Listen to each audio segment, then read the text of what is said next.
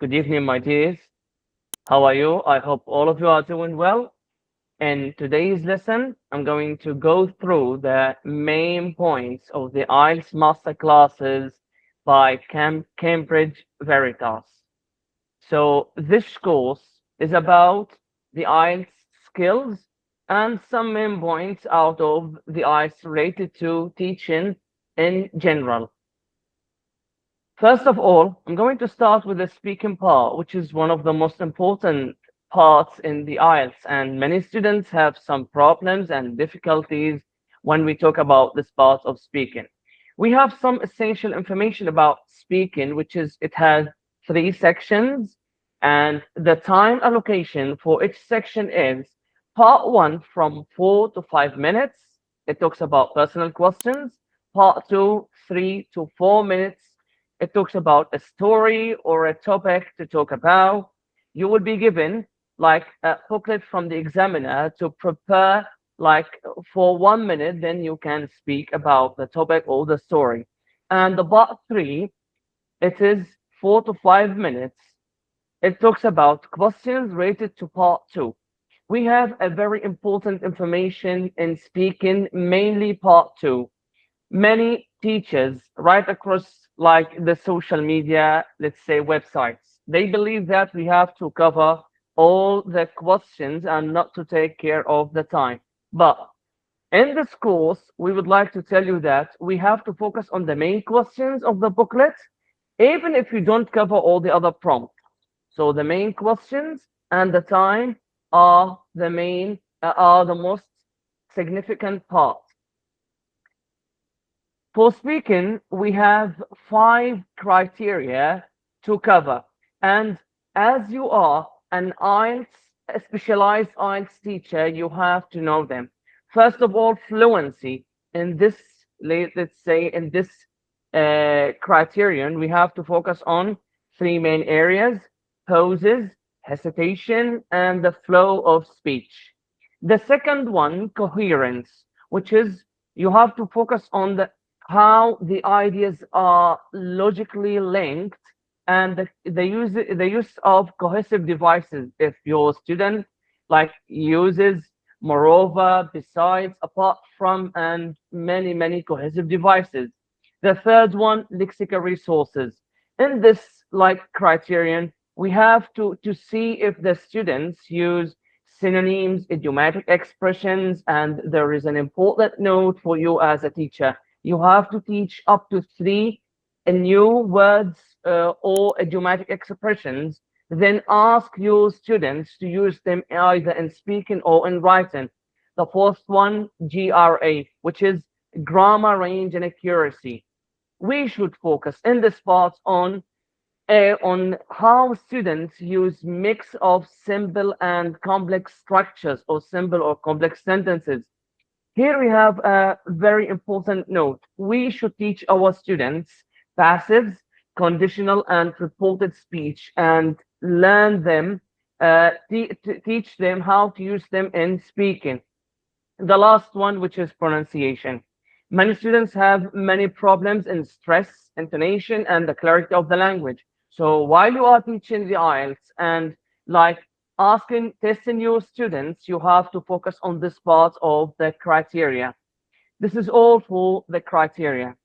Now we are going to talk about 1 minute the weaknesses and the technique that we need to know as we are a specialized IELTS teachers.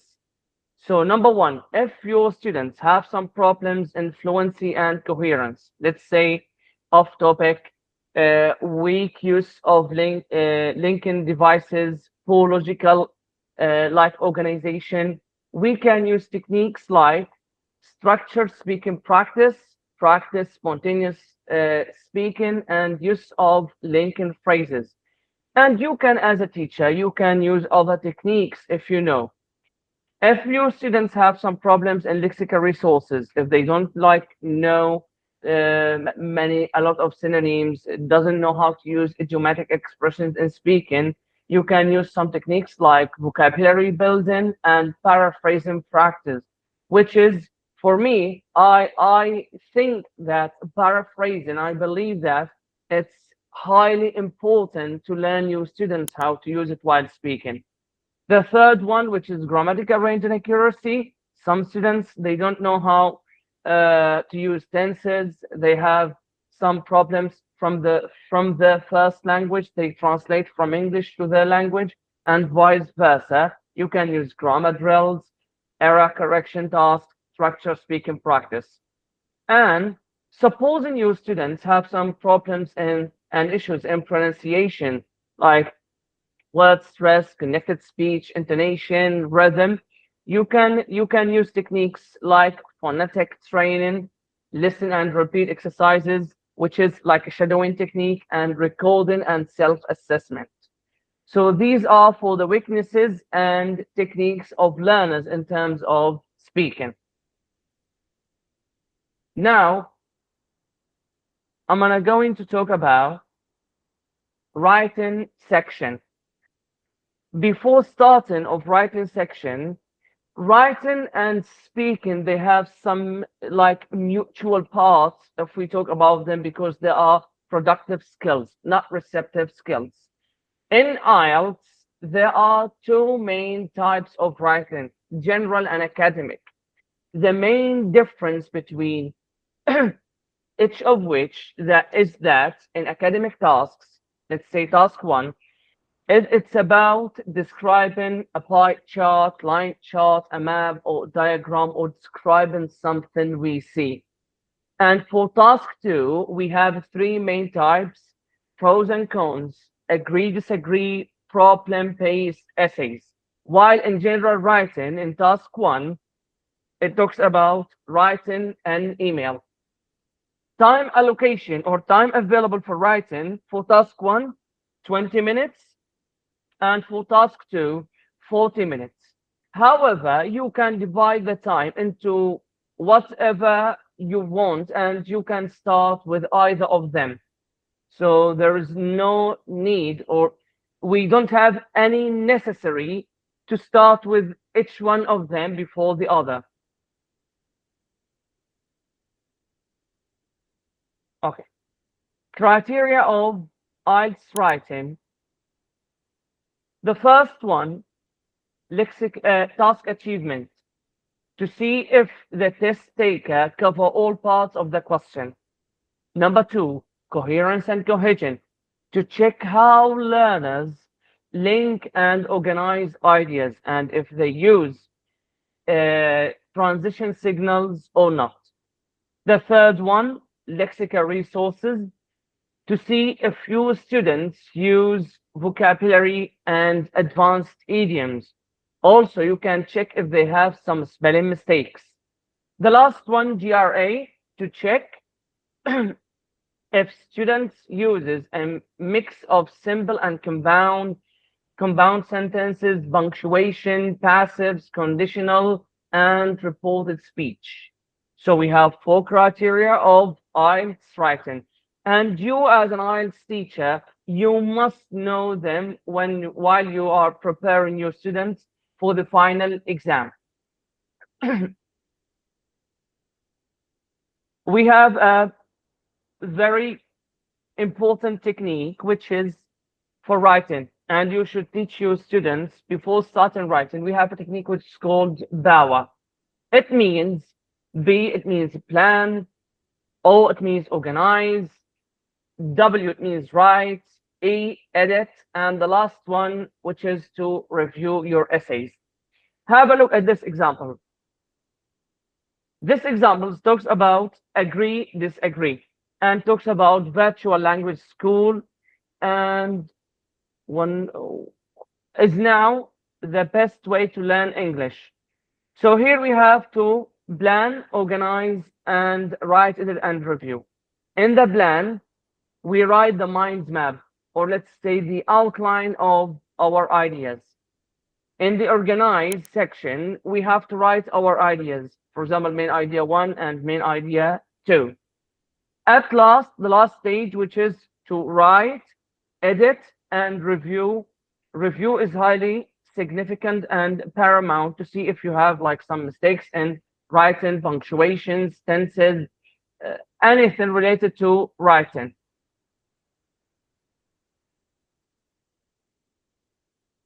For task two, I'm sorry. For task two, we have the form, which is very significant to know as a student or as a teacher to prepare your students for the exam.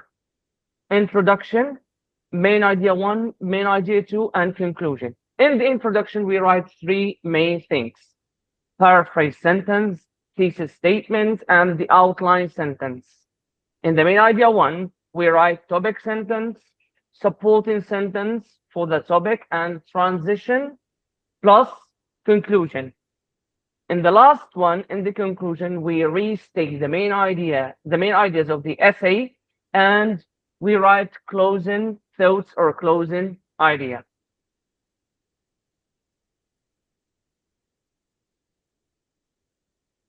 See the form of writing of an essay in task one: introduction, main idea, and conclusion.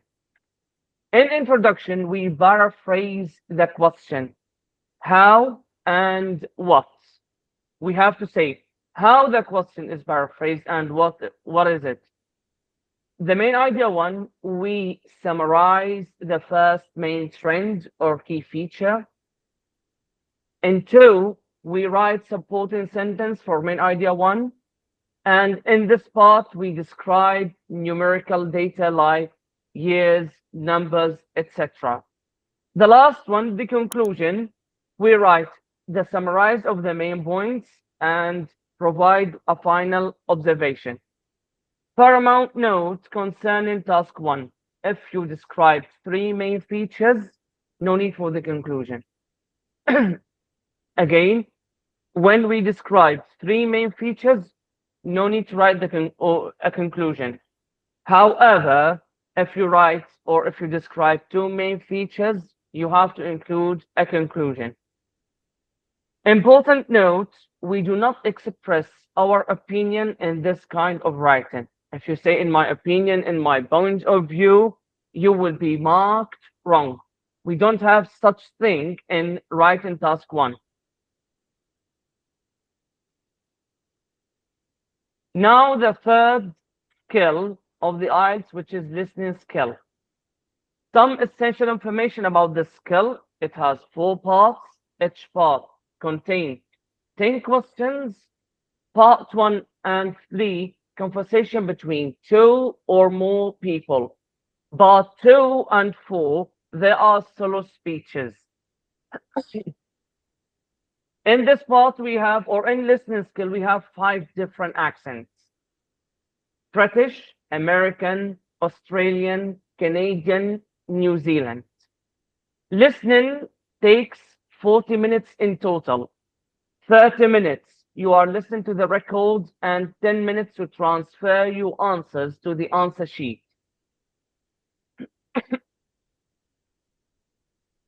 In listening, we have sub-skills.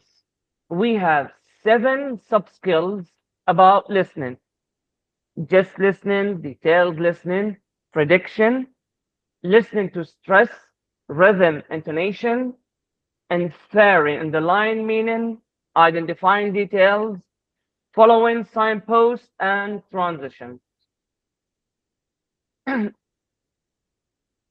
Listening a lesson. 1 minute. The lesson plan of listening. When you plan, you have to take some stages into consideration. Prediction, which is discussion. You ask your students, what do you think the idea of the lesson will be about? Or you ask them about something. And the second one, lexis. You can like get some vocabulary of the record and ask your students about them, but only the ones, okay, Mr. Krish, but only the ones that may pluck your students' understanding. The third one, mood of communication. How is the conversation? Is it about a telephone, an interview, etc.? And the last one, questions, which is the exercise. Always, as a learner, pay attention to the word limit, seeing that if you exceed that limit, you will be marked wrong and you will lose some marks or all the mark if it's wrong. Now, reading skill. Also, pivotal information about reading. It has 3 passages. The first and the second one, 13 questions. The last one, 14 questions. Time allocation, 60 minutes. There is no extra time to transfer your answer from the to the answer sheet. And a quick note about general training reading. We have, or there are between 3 up to 5 passages, which is different from the academic. Academic, we have only 3 passages. The level of difficulty increases gradually from the first to the last passage. Also, this is pivotal and paramount to know. As we have sub skills in listening, we also have in reading, but in reading we have 6 sub skills: skimming, scanning, intensive reading, deducing meaning of lexes, prediction, and inferring meaning. As an IELTS specialist, you have to know each one of them and train your students to know which one they have to choose based on the questions. The primary skills: skim, scan, and intensive reading. The others, they are secondary skills.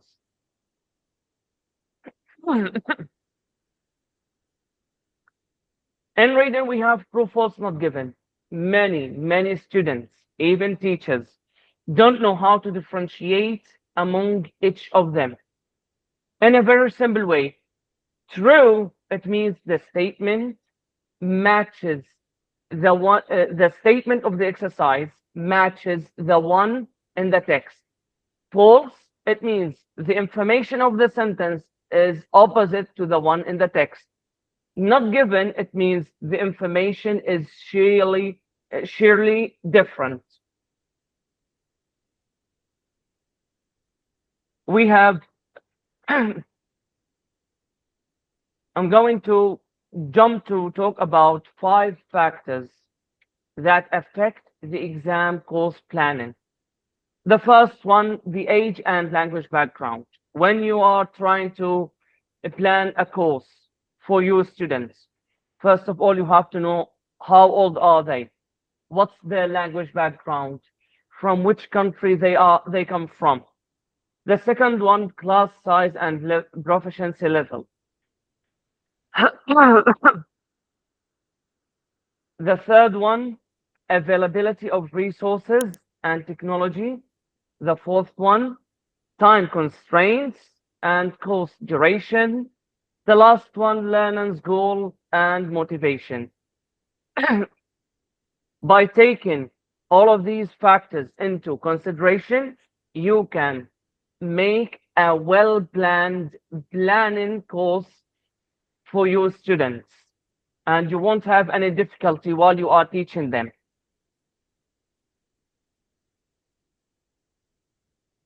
In English, not in IELTS, in English we have 2 essential types and kinds of exercises: ABA and FBA.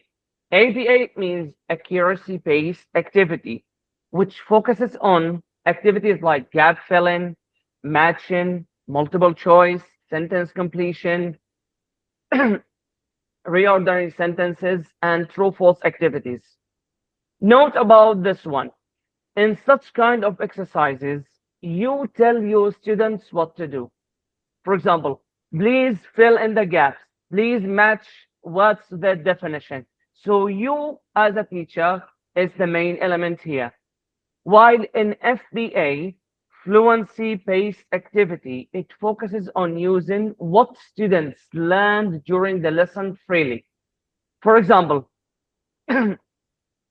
You can ask your students to describe something by utilizing the vocabulary of the lesson. This is one option. Or talk about a topic. Supposing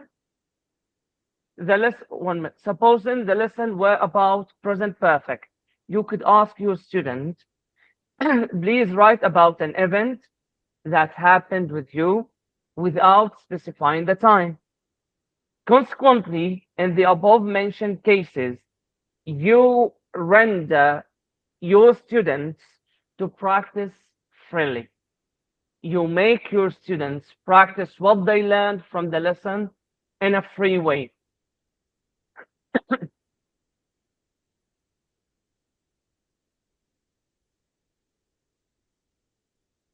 And keep in your mind, when you want to correct your students' mistakes, we have 6 strategies. As a teacher, you have to know them to rectify your students. Number one, you can use terminology, tenses, grammar, pronunciation. Number two, repeating the sentence. For example, let's say, I breaked my phone last week. You can repeat the same sentence to specify the mistake or an error. I breaked, and you stopped here, so your students can notice, can notice that there is a mistake here. Number three, using fingers. For example, I breaked, and you can stress it. Therefore, students will know that the second one is wrong. Asking a question to establish the meaning. I breaked my phone last week. I can just tell him, how did you break your phone? Number five, reformulation immediately, which is, for me as a teacher, I don't prefer it. To correct your student's error immediately. The last one, delayed correction, which is to leave your students to say what they want, and at the end, you can show the errors. 1 minute. Last but not the least, we will talk about error.